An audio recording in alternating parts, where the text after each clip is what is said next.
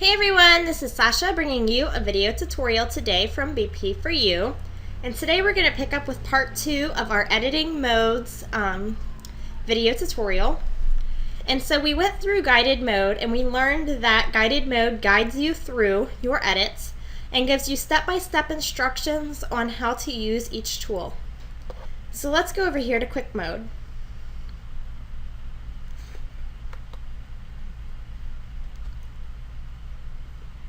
So you give my computer just a second here to catch up.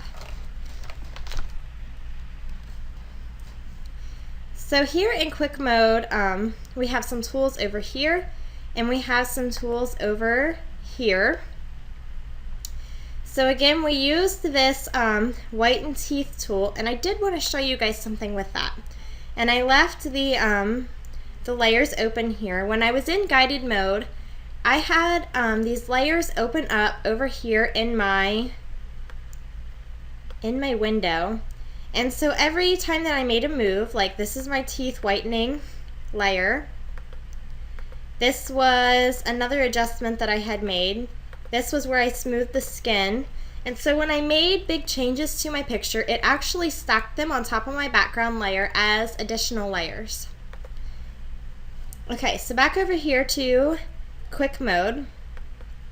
So we have the tools over here again. We have our quick selection tool, our red eye removal tool, our teeth whitening tool.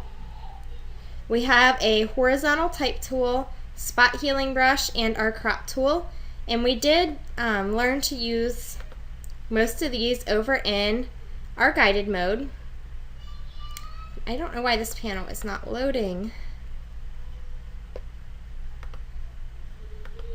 Let's go back over here and flatten our image. So I'm going to press Control Shift and Control E. There we go. Okay, we needed to flatten our image before we could come over here to this to access these panels.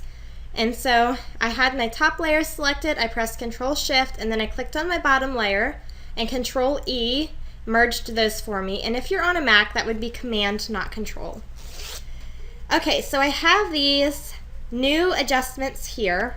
So the first one, I have a Smart Fix, and I can click this arrow and these little preset boxes will pop down for me, or I can move this over myself, or I can click on auto. So I have a few different options. This is going to attempt to fix my photo for me the way that it thinks that my photo should look. So here I have my exposure, and again, this is how it looks right now, the box in the middle. This would be one stop down, and this would be one stop brighter, of course, and this would be 2 stops brighter, 3 stops brighter, and 4 stops brighter. And this is 2 stops darker, 3 stops darker, and 4 stops darker. And so I could just click on one of those. My exposure actually for this picture looks really good right now, so I don't need to change the exposure. I can collapse that when I'm done. So again, here with levels, I have shadows, midtones, and highlights tabs. And so with my shadows, I can sort of play with my levels adjustment here. Again, with my midtones, I can add midtones, or I can take midtones away. And with my highlights, I can bring those down as well.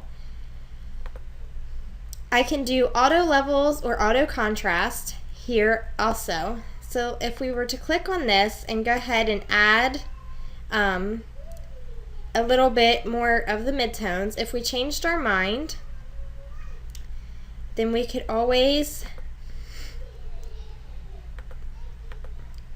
go edit and undo, or we could always just click back on the middle picture. Okay, so here we have color.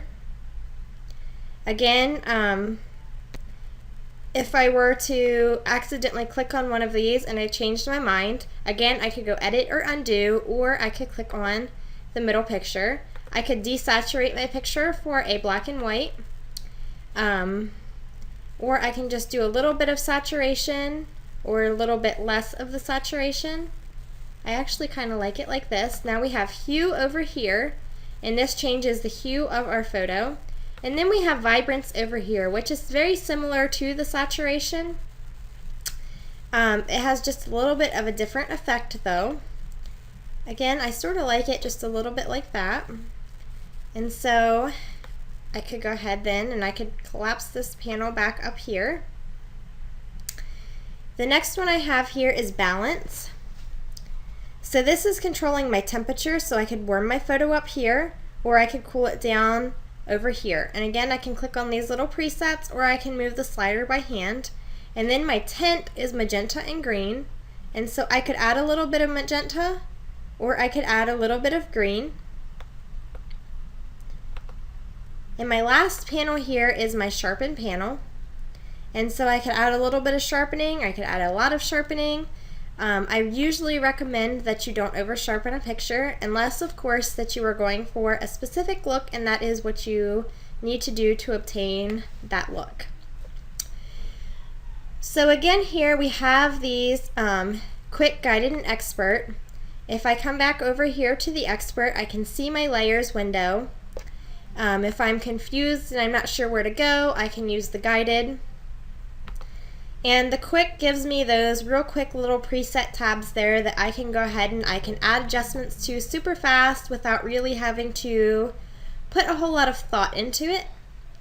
And so all of those are important to get familiar with, all three of these tabs, because they all do something a little bit different and they will all help you in your workflow and being able to edit photos efficiently. So thank you so much for watching this video tutorial. Happy editing!